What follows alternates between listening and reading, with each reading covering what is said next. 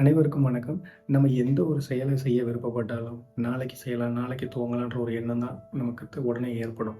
அது ஏன் இன்னைக்கு செய்றதுல என்ன பிரச்சனை இருக்கு? அத உடனடியா செய்றது மூலியமா என்ன நன்மை? அப்படின்றதும் நம்ம a do it today book Darius Foroux எழுதின இந்த புக்கு மூலியமா நம்ம சில டிப்ஸ தெரிஞ்சுக்க போறோம். இதன் மூலியமா எதையும் உடனடியா துவங்குறது மூலியமா எவ்வளோ நன்மைகள் ஏற்படும்ன்றத இந்த வீடியோ மூலியமா பார்க்க போறோம். இந்த மாரி உடனடியா செய்றதுக்காக 2 விஷயங்கள் தான் நம்ம செய்யணும். நம்மளோட மனசும், நம்மளோட உடல். இந்த 2 இதுலயும் சின்ன சின்ன கரெக்ஷன்ஸ் பண்றது மூலியமா நம்ம எதையும் உடனடியா செய்றதுக்கு உதப்படும். மனசளவுல செய்ய வேண்டிய மாற்றம் என்னன்னா, இன்ஃபீரியாரிட்டி நமக்குள்ள இருக்கிற இன்ஃபீரியாரிட்டி காம்ப்ளெக்ஸ நம்ம களையணும். அதாவது எனக்கு திறமை கிடையாது, நான் அந்த அளவுக்கு அறிவாளி இல்ல அப்படின்ற ஒரு அந்த மனநிலைய மாத்தணும். இங்க யாரும் குறைஞ்சவங்க கிடையாது. எல்லாருக்குமே திறமை அதீதமா எல்லாருக்கும் சமமாவே இருக்கு. உங்கள நீங்க அண்டர் எஸ்டிமேட் பண்ணி, உங்களோட பெஸ்ட் வெர்ஷன் வெளிய கொண்டு வராம நீங்க வச்சிருக்கீங்க. ஸ்டோயிசிசம், அதுக்கப்புறம் பிராக்மேட்டிசம், அதுக்கப்புறம் மைண்ட்ஃபுல்னஸ் இந்த மாதிரியான புக்ஸ நம்ம படிக்கிறது மூலியமா, இந்த மாதிரியான இன்ஃபீரியாரிட்டி காம்ப்ளெக்ஸ்லேருந்து நம்ம வெளிய வர முடியும். மனசளவுல நம்ம ஸ்ட்ராங் ஆகலாம். உடல் அளவுல செய்ய வேண்டிய மாற்றங்கள் என்ன? வாரத்துக்கு 4 நாளாவது ஃபிசிக்கல் ஆக்டிவிட்டி பண்ணணும். இதுக்கு நம்ம ஜிம்முக்கு போகணுன்ற அவசியமே கிடையாது. வீட்ல இருந்து செய்யக்கூடிய எக்ஸர்சைஸ் மட்டும் நம்ம பண்ணாலே போதும். அது எல்லாருக்குமே தெரிஞ்சிருக்கும். அந்த பேசிக் எக்ஸர்சைஸ் மட்டும் நம்ம பண்ணாலே போதும். இப்படி பண்றது மூலியமா உங்களோட மனசு சொல்றத உடனடியா இந்த உடம்பும் அதில எந்த மறுப்பும் இல்லாம அதையும் எக்ஸிக்யூட் பண்ணும்.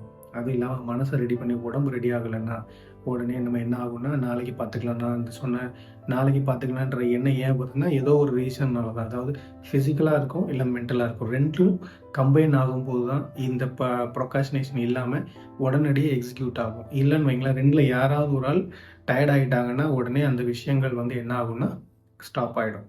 அடுத்ததா நம்ம ஃபார்ம் பண்ண வேண்டியது ஹெல்த்தி ஹேபிட்ஸ். அதாவது எழுதுற பழக்கம், அதே மாரி புக் ரீட் பண்றது பழக்கம். ஒரு நாளோட பிரியாரிட்டீஸ் பண்ணி எழுதணும். அதாவது இன்னைக்கு டே நம்ம இப்ப இது பண்ண போறோம் அப்படின்னா, இன்னைக்கு டேல என்னென்ன ஒர்க் இருக்கு அப்படின்றத எழுதி பழகுறது. அதே மாரி உங்களோட ஃபேமிலி அண்ட் ஃப்ரெண்ட்ஸோட குவாலிட்டி டைம். அதுதான் மிகப்பெரிய ஸ்ட்ரெஸ் பஸ்டர். இன்னைக்கு நம்ம நம்ம என்னென்னமோ நினைச்சிட்டு இருக்கோம். ஒரு காமெடி வீடியோஸ் பார்க்கறதுனால ஸ்ட்ரெஸ் பஸ்ட் ஆகுது அப்படின்னு சொல்லிட்டு அப்படி கிடையாது. நம்ம ஃபேமிலி மெம்பர்ஸோட நம்ம குவாலிட்டியா டைம் ஸ்பெண்ட் பண்ணாலே நம்மளோட ஸ்ட்ரெஸ்ல பாதி குறைஞ்சிரும். எந்த ஒரு விஷயத்தையும் நம்ம செய்யறதுக்கு முன்னாடி அதுக்கு ப்ராப்பரா ஒரு சிஸ்டமேட்டிக்கா ஒரு ரூல்ஸ் போட்டு நம்ம அதை ஃபாலோ பண்ணணும். இந்த மாதிரி நம்ம ஃபாலோ பண்றது மூலமா ப்ரொக்ராஸ்டினேஷன்ற ஒரு மோசமான பழக்கத்திலிருந்து நம்ம வெளியே வர முடியும். அந்த சிஸ்டமேட்டிக் ரூல்ஸ்ல வர்றது செல்ஃப். நீங்களே ஒரு டெட்லைன், உங்களுக்கு ஒரு வேலைக்கு நீங்க ஒரு டெட்லைன் ஃபிக்ஸ் பண்ணி நீங்க ஒர்க் பண்ணணும். ரெண்டாவது அக்கௌண்டபிலிட்டி சிஸ்டம். அக்கௌண்டபிலிட்டி சிஸ்டம்ன்றது எந்த ஒரு விஷயத்த நீங்க செய்யணும்னு விருப்பப்பட்டாலும் அதை உங்க மனசுக்குள்ள வச்சுக்காம அந்த கமிட்மெண்ட்டை இன்னொருத்தங்கள்ட்ட அதை ஷேர் பண்ணணும். நான் இந்த விஷயத்த பண்றதா பிளான் பண்ணியிருக்கேன். என்ன நீங்க அப்சர்வ் பண்ணுங்க அப்படின்னு சொல்லிட்டு ஃப்ரெண்ட்ஸ்டையோ இல்லை அதுக்கு ஒரு கோச்ன்ற மாதிரி யாராவது ஒரு ஆளை நம்ம இது பண்ணணும். அப்படி சொல்றது மூலியமா அவங்கள்ட்ட அந்த விஷயத்த சொன்னதுனாலே அந்த கமிட்மெண்ட்டை ஹானர் பண்றதுக்கு நம்ம ஃபிசிக்கலா நம்ம யார்ட்டையும் சொல்லாம ஒரு விஷயத்த வச்சிருக்கிறத விட நம்ம யார்கிட்டயாவது ஷேர் பண்ணும்போது அவங்க நம்மளுக்கு ஒரு எக்ஸ்டர்னலா புஷ் கொடுப்பாங்க. நம்ம அதை செய்ய தவறும்போது அவங்க நமக்கு புஷ் பண்ணுவாங்க. ஸோ அப்படி இருக்கும்போது அந்த பழக்கம் கண்டினியூ ஆகிறதுக்கான சான்ஸ் இருக்கு. அதை ப்ரொக்ராஸ்டினேட் பண்ணுறதுக்கான சான்சஸ் ரொம்ப கம்மி. ஸோ இது ஒரு முக்கியமான ஒரு பழக்கம்.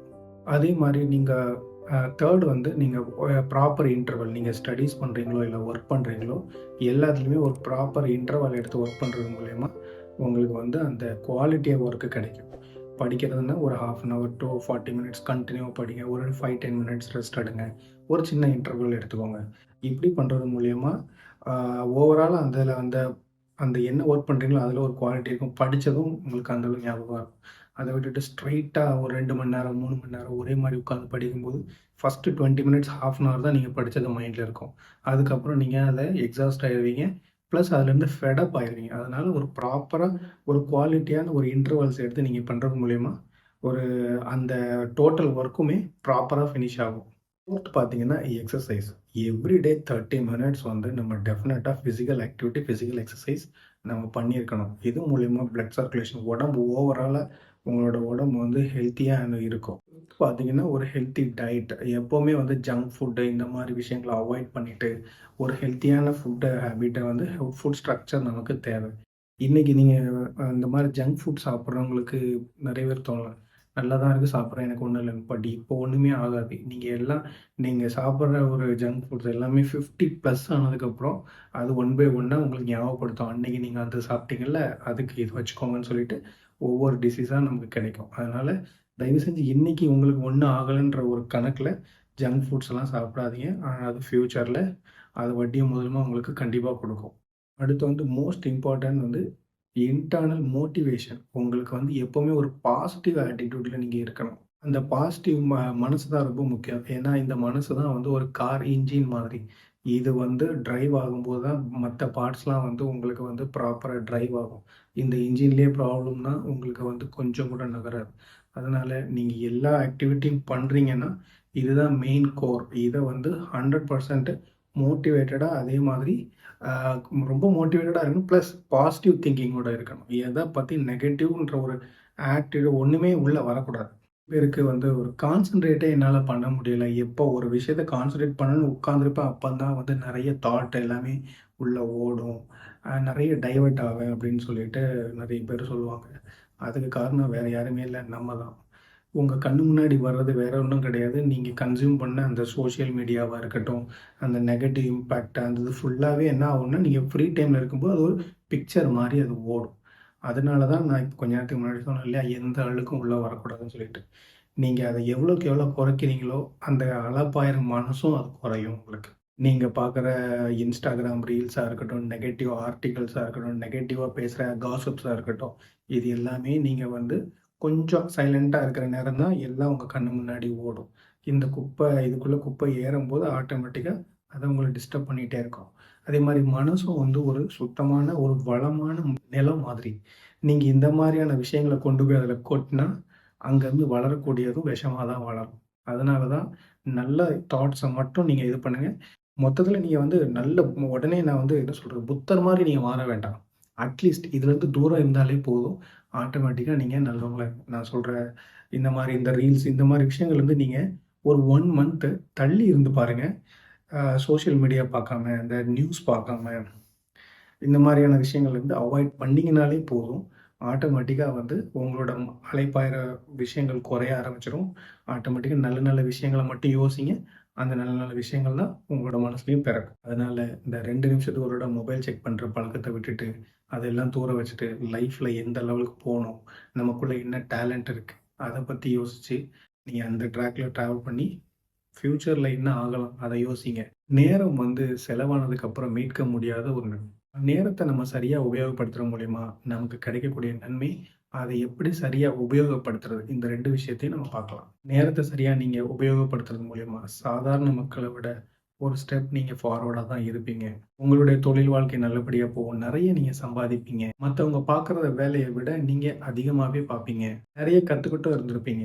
வாரத்துல 50 மணி நேரம் நம்ம வேலை பார்க்கறது பெருசில்ல. அந்த 50 மணி நேரமும் நமக்கு முக்கியமான விஷயத்துல வேலை பார்த்தோமான்றது தான் முக்கியம். இப்ப நான் சொன்னது வந்து நேரத்த சரியா பயன்படுத்துறது மூலியமா வரக்கூடிய நன்மை.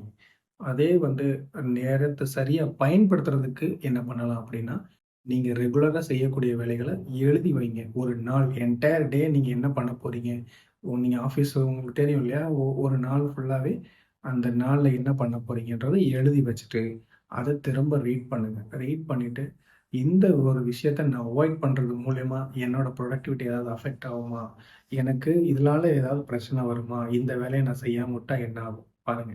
அப்படி இல்லன்னா, அத தயவு செஞ்சு அத எடுத்துட்டு, அதுக்கு பதிலா உங்களுக்கு ஹெல்ப்ஃபுல்லான ஏதாவது ஒரு ஹேபிட்டு நம்மளோட கேரியருக்கோ, நம்மளோட பெர்சனல் லைஃப் எதுக்கு உதவுதோ, அந்த ஒரு விஷயத்த உள்ள ஆட் பண்ணிருங்க. அடுத்து நான் சொல்ல வரது நம்மளோட எல்லாரோட டைமையும் பெரிய அளவுல கன்சியூம் பண்றது. வேற யாரும் கிடையாது. இன்டர்நெட் பிளஸ் ஸ்மார்ட் ஃபோன் தான். அதுல இருக்கிற apps, games, TV series, shows ton கணக்குல இன்ஃபர்மேஷன் இருக்கு. இந்த மாரி விஷயங்கள்ல நீங்க மூழ்கி போகாம உங்களுக்கு தேவையான விஷயங்கள மட்டும் அதாவது நல்ல விஷயங்கள், இந்த மாரி மோட்டிவேட்டட் லைஃப்க்கு தேவையான வீடியோஸு, அதில இருக்கிற இன்ஃபர்மேஷன்ஸ் இந்த மாரி இதில மட்டும் கன்சியூம் பண்ணிட்டு, மத்த இந்த மாரி உங்களோட டைம சாப்பிடுற விஷயத்துல இருந்து விலகி இருக்கணும். அதுக்கு உங்களுக்கு தேவையான நேரத்தில மட்டும் நெட்டோ, வைஃபையோ ஆன் பண்ணி யூஸ் பண்ணிட்டு, மீதி நேரத்தில ஸ்விட்ச ஆஃப் பண்ணி வைக்கிறது ஒரு நல்ல ஹேபிட். இல்லன்னா, அந்த நேரத்தில எல்லா நோட்டிஃபிகேஷன்ஸும் வந்து உங்கள டிஸ்டர்ப் பண்ணிட்டுருக்கும். ஒவ்வொரு நோட்டிஃபிகேஷன் வரும்போது நீங்க டிஸ்ட்ராக்ட் ஆவீங்க. ஸோ, எப்போ தேவையோ அப்போ மட்டும் இருங்க. பெட்டர் என்னன்னா, ஆல்வேஸ் கனெக்டட்ல இருந்து, ஆல்வேஸ் நாட் கனெக்டட் தான் நல்ல லைஃப். அந்த லைஃப்ப நீங்க வந்து ஃபீல் பண்ண கத்துக்கோங்க. அந்த லைஃப்க்கு வாங்க ஃபர்ஸ்ட்டு. அதுதான் ரியாலிட்டி. ஆல்வேஸ் கனெக்டட்ல இருந்து நம்மளால ஒண்ணும் பண்ண முடியாது. நம்மளோட டைம் தான் போகுமே தவிர, நம்மளோட குரோத்துக்கு அங்க ஒண்ணுமே கிடையாது. இல்லன்னா, நீங்க யூஸ் பண்ற ஆப்ஸ்க்கு வந்து டைம் வைங்க. ஒரு நாளைக்கு இவ்வளோ நேரம் தான் இந்த ஆப் யூஸ் பண்ணணும்னு சொல்லிட்டு 30 மினிட்ஸ், 40 மினிட்ஸ் வச்சுருங்க. அதுக்கப்புறம் அந்த ஆப் ஒர்க் ஆகாத மாரி செட்டிங்ஸ் பண்ணிருங்க. இப்ப இதுவரை இந்த வீடியோல சொன்னது இந்த புக்கோட ஒரு சின்ன பார்ட் தான். இன்னும் நெறைய யூஸ்ஃபுல் இன்ஃபர்மேஷன்ஸ் இருக்கு.